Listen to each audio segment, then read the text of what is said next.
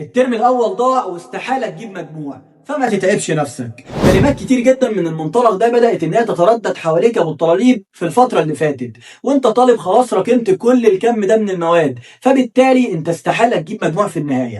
ولكن انا جاي اقول لك انك المفروض تركن كل الكلام ده على جنب، لان مفيش اي حاجه ضاعت منك.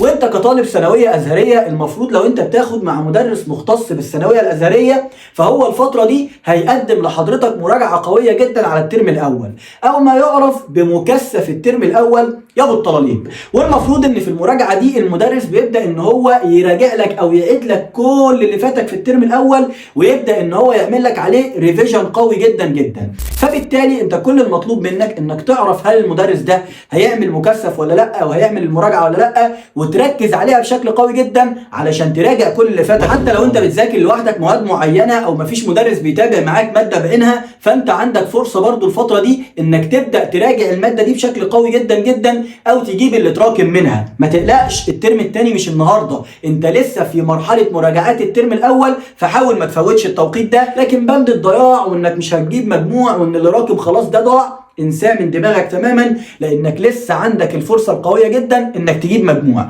وافتكر دايما يا ابو الطلاليب ان كل اللي عليك انك تعمل اللي عليك.